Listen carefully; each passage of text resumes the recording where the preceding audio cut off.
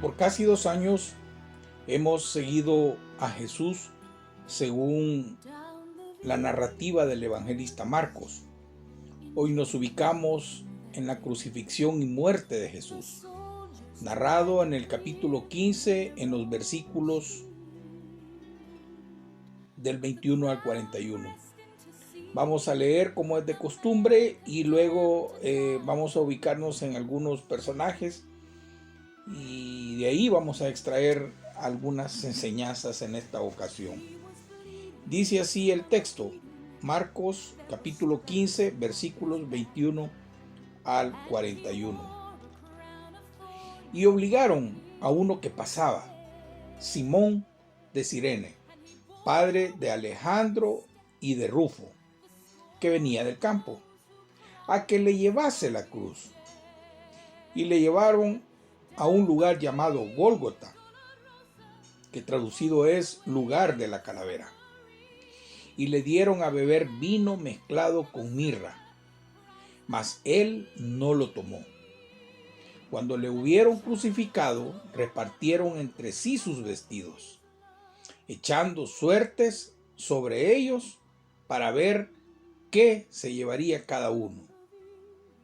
Era la hora tercera cuando le crucificaron, y el título escrito en su causa era, o de su causa era, el Rey de los Judíos.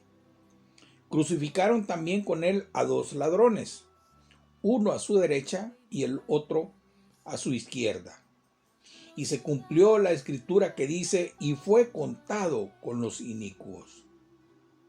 Y los que pasaban le injuriaban, meneando la cabeza y diciendo, va, tú que derribas el templo de Dios y en 3 días lo reedificas, sálvate a ti mismo y desciende de la cruz. De esta manera también los principales sacerdotes, escarneciendo, se decían unos a otros con los escribas, a otro salvó, a sí mismo no se puede salvar. El Cristo, Rey de Israel, descienda ahora de la cruz para que veamos y creamos. También los que estaban crucificados con él le injuriaban. Cuando vino la hora sexta, hubo tinieblas sobre toda la tierra hasta la hora 9. Y a la hora 9 Jesús clamó a gran voz diciendo, Eloí, Eloí, lama sabactani, que traducido es, Dios mío, ¿por qué me has desamparado? Y algunos de los que estaban allí decían al oírlo, mirad, llama a Elías.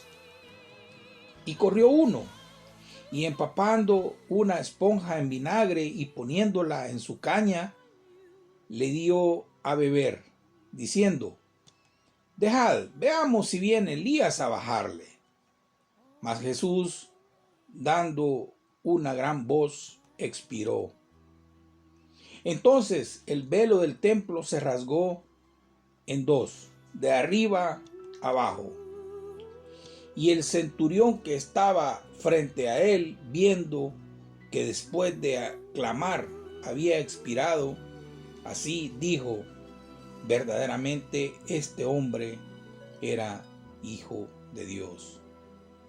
También habían algunas mujeres mirando de lejos, entre las cuales estaban María Magdalena, María, la madre de Jacobo, el menor, y de José, y Salomé, quien cuando él estaba en Galilea, le seguían y le servían, y otras muchas que habían subido con él a Jerusalén. Hasta ahí el texto. Bueno, hasta aquí el pueblo de Jerusalén, dirigido por sus sacerdotes, ancianos y gobernantes, acababan de pedir a Pilato que condenase a muerte a un hombre inocente. Se trataba ni más ni menos que a Jesús, el Hijo de Dios, y que en su lugar pusiera en libertad a un activista político asesino de nombre Barrabás. El evangelista Marcos, al igual que los otros evangelistas, nos presenta un relato sobrio sobre la crucifixión, sin entrar a describir la extrema crueldad de ese método de ejecución.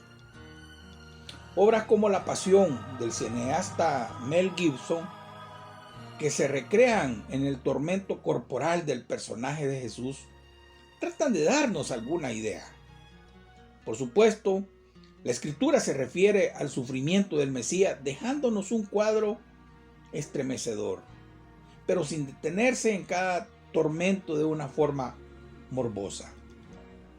También podemos notar que todas las narraciones de la crucifixión de Jesús están llenas de alusiones y citas del Antiguo Testamento con la intención de mostrarnos que todo cuanto estaba ocurriendo era llevado a cabo por el determinado consejo y anticipado conocimiento de Dios. Hechos 2:23. De todos los textos citados, 2 de ellos son fundamentales, son de gran importancia, porque arrojan luz sobre el acontecimiento de la pasión. Estos son el Salmo 22 y el capítulo 53 de Isaías, que le recomiendo lo lea de una forma pausada y reflexiva.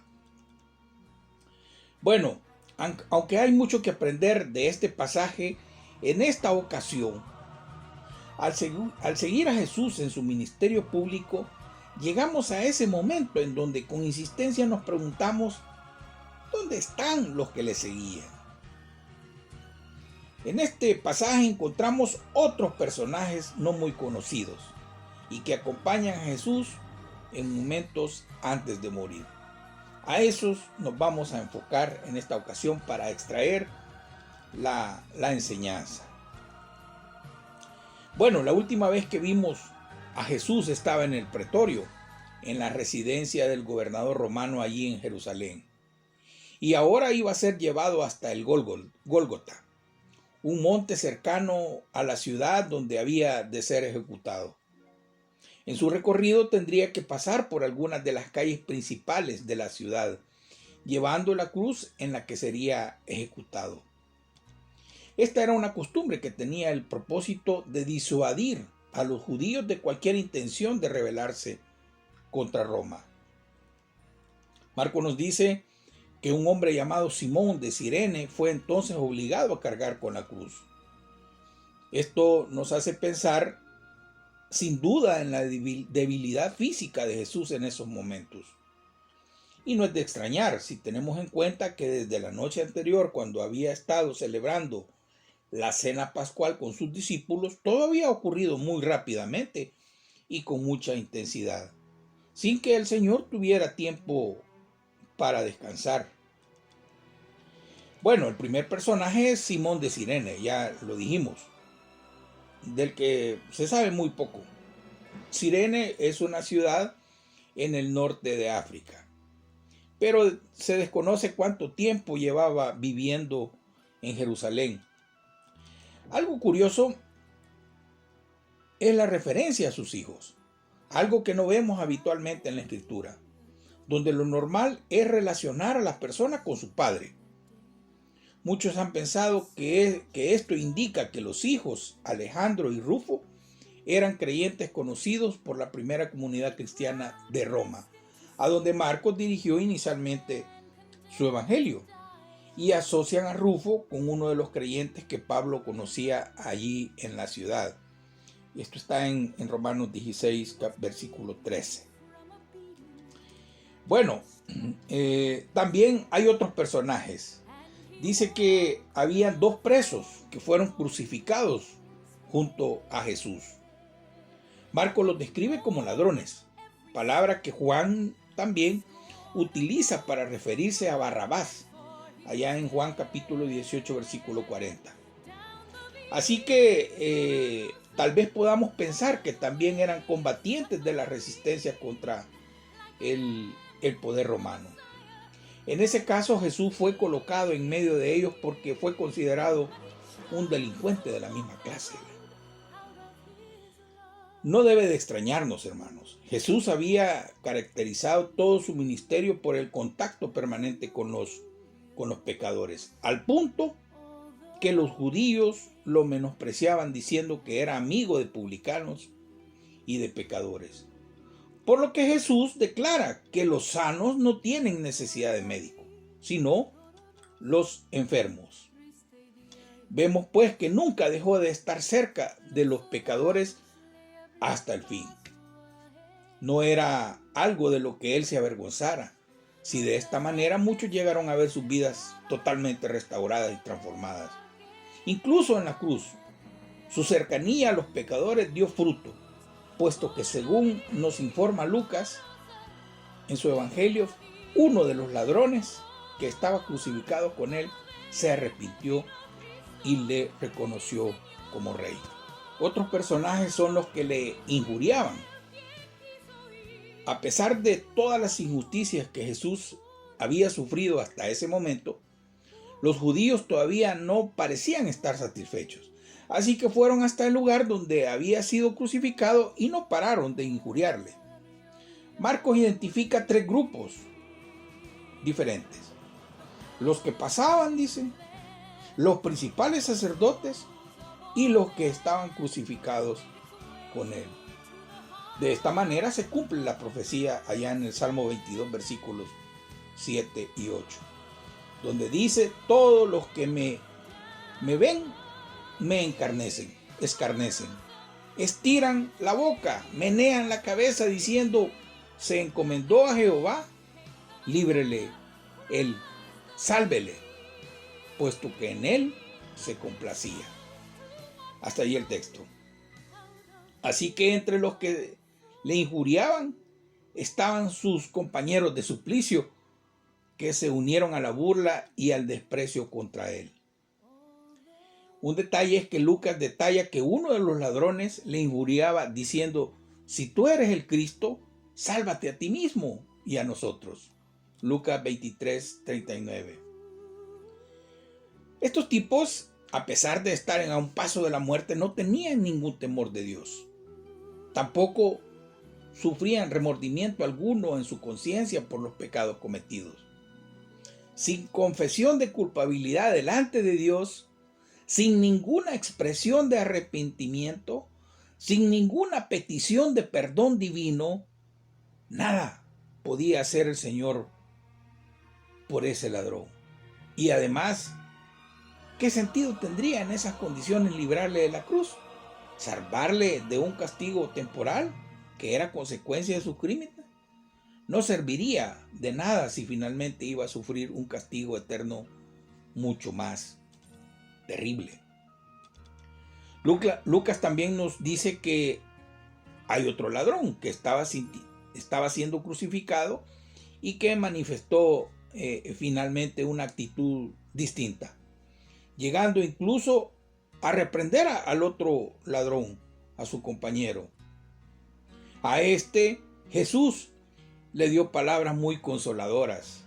Usted las recordará cuando le dice: de cierto te digo que hoy estarás conmigo en el paraíso. Qué aliento para ese ladrón. Bueno, Marcos también dirige dirige nuestra atención hacia otro de los personajes presentes en la crucifixión. Y este fue el centurión encargado de la cuadrilla de ejecución. Suponemos que en un principio él no tuvo ningún interés en Jesús, sino que lo único que hacía era cumplir con su deber de manera, digamos, rutinaria. Desconocemos cuánto sabía del conflicto que los principales sacerdotes tenían con Jesús, o de las cuestiones religiosas que le había llevado a acusarle ante Pilato. Y quizás él mismo había participado en las burlas que los soldados romanos habían hecho al Señor antes de llevarle para ser crucificado. Lo cierto era que en aquella ejecución habían ocurrido cosas que no eran habituales, lo que tuvo que avivar el interés del centurión por saber algo más acerca de Jesús. Las densas tinieblas a la hora del mediodía o la afluencia inusual de gente durante la crucifixión, junto con los insultos que hacían y el dominio propio con el que Jesús lo recibía, o las conversaciones de los otros ladrones con Jesús, y aún la forma en que murió exclamando a gran voz. Imaginamos que todo esto no pudo dejar indiferente ni aún a ese ordinario y endurecido soldado. Seguramente habría asistido a la crucifixión de muchos peligrosos criminales, de ordinarios homicidas, revolucionarios políticos y un sinfín de gente diversa. Pero en Jesús había visto una perfección moral que nunca antes había conocido en esas circunstancias. Cuando los seres humanos son puestos en la peor de las condiciones, cara a cara con la muerte. El centurión finalmente confesó que verdaderamente este hombre era hijo de Dios. ¿Qué quiso decir? Lo más razonable es suponer que había visto en Jesús algo sobrenatural y divino, que a pesar de la humillante muerte que había tenido, ese crucificado era mucho más de lo que la gente en general esperaba, que se había cometido un error al crucificar a alguien que era justo, según Lucas 23:47, que Jesús no era lo que sus enfurecidos enemigos habían estado diciendo contra él durante toda la crucifixión. Aunque también pudiera ser cierto que en ese momento no llegara a entender el concepto de la plena divinidad de Cristo como nosotros, puesto que ahora probablemente él tendría una formación pagana. Entonces no entendía eso. Bueno, Jesús murió solo, en la ausencia de sus discípulos y en el silencio de su Padre, de Dios Padre. Solo estaban allí mirando desde lejos, dice el texto, unas mujeres que lo habían acompañado desde Galilea. Nada podían hacer por él, nada podían hacer por el Señor, pero seguían demostrándole su amor, su fidelidad y devoción con su simple presencia. No podemos imaginarnos una escena más desgarradora. Parecía que una vez más habían ganado los de siempre, los poderosos, y que seguirían manteniendo sus privilegios como si nada hubiera pasado. Una vez más, todas las esperanzas de un auténtico cambio en este mundo se habían desvanecido. Y vea usted qué comentario más desolador de aquellos que iban camino a Emaús cuando expresan: nosotros esperábamos que Él era el que había de redimir a Israel. Y ahora, versículo 21 del capítulo 24 de Lucas. Pero Marcos nos introduce a estas mujeres, nos introduce a estas mujeres y no están por casualidad. Están por algo. Ellas van a estar presentes a lo largo del próximo capítulo y serán el eslabón entre la muerte de Cristo y su resurrección. Ellas que habían seguido a Jesús a lo largo de su vida, lo harían también después de su muerte, llegando a ser los primeros testigos de su resurrección. Sin duda, un hermoso reconocimiento a la sensibilidad espiritual de las mujeres. Pero era necesario que para que su testimonio fuera válido, estuvieran presentes en la muerte, en la sepultura y resurrección de Jesús.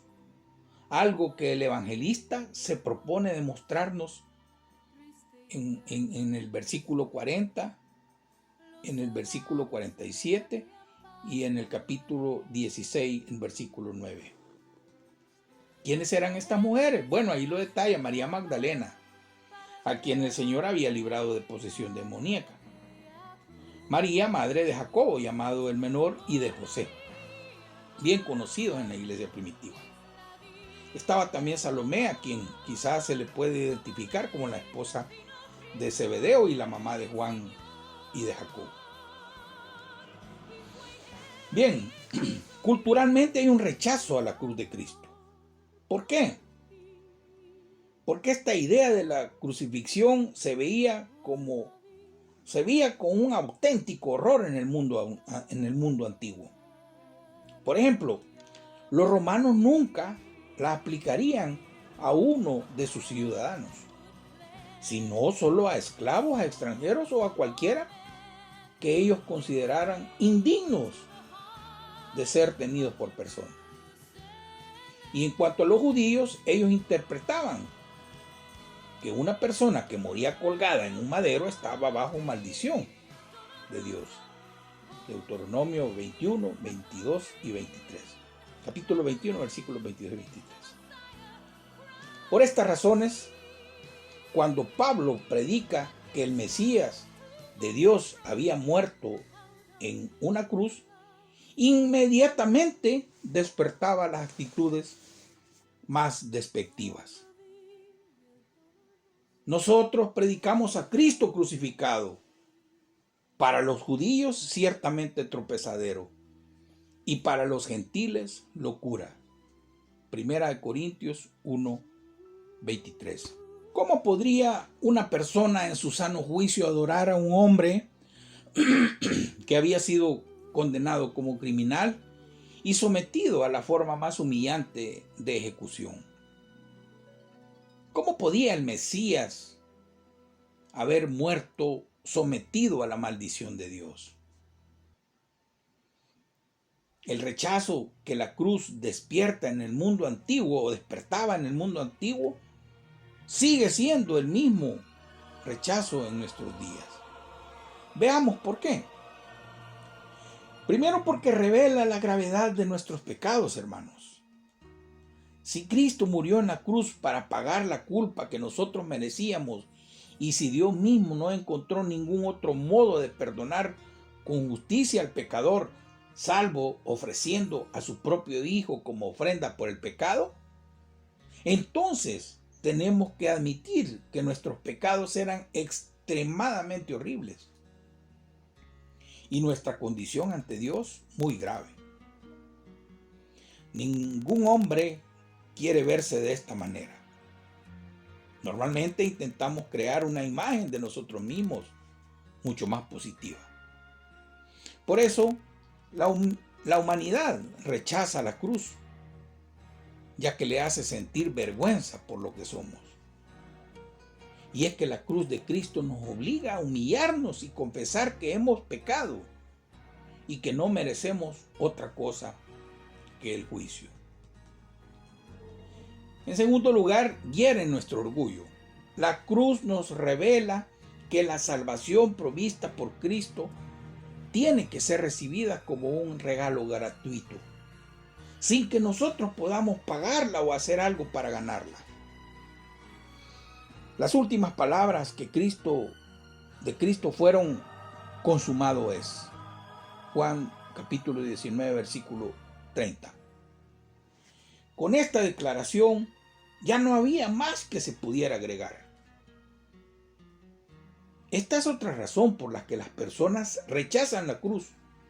Parece inconcebible que no puedan ganarse su propia salvación, ni siquiera colaborar para obtenerla. Ante la cruz somos tratados como inválidos, incapaces por nosotros mismos de salvarnos. Y a nuestro soberbio ego no le gusta verse humillado de esa manera ante la cruz. Hasta hoy, hasta el día de hoy, no hay nada que excluya a la gente del reino de Dios más que el orgullo. El Evangelio nos desnuda totalmente. No tenemos vestiduras en las cuales presentarnos o con las cuales presentarnos delante de Dios. y además nos declara en bancarrota. No tenemos fondos ni moneda alguna con la que podamos comprar el favor del cielo.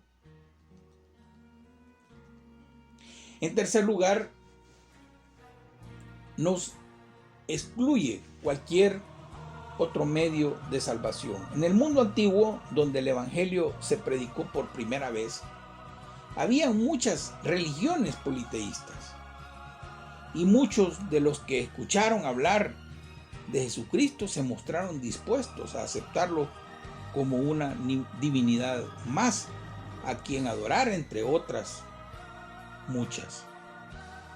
Pero el problema surgió cuando los apóstoles insistían en sostener la singularidad y el carácter único de Jesucristo, y además de eso, la obra en la cruz.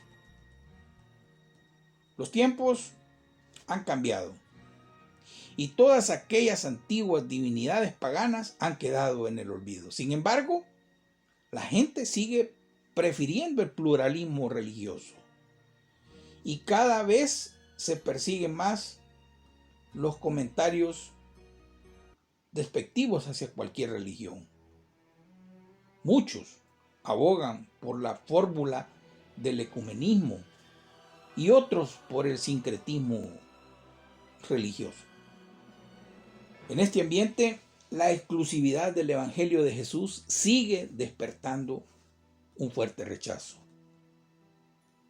Y no solo por el hecho de que se predique que el Dios del Evangelio es el único verdadero, sino también porque se afirma que la obra realizada por su Hijo en la cruz es el único medio de salvación para la humanidad. Porque hay un solo Dios, dice 1 Timoteo 2, 5 y 6. Porque hay un solo Dios y un solo mediador entre Dios y los hombres, Jesucristo hombre, el cual se dio a sí mismo en rescate por todos. Queridos hermanos, los cristianos no nos avergonzamos o no nos debemos avergonzar de presentar a Cristo crucificado. Pablo fue rotundo al afirmar: lejos esté de mí gloriarme, sino en la cruz de nuestro Señor Jesucristo. Gálatas 6:14. Nosotros sabemos que Jesús no merecía la maldición de Dios, sino que era nuestra propia maldición la que Él estaba llevando sobre la cruz. Y por esa razón, el recuerdo del amor de Dios expresado en la cruz nos constriñe para vivir diariamente para Cristo. Que el Señor le bendiga. Los soldados le abrían paso a Jesús, mas la gente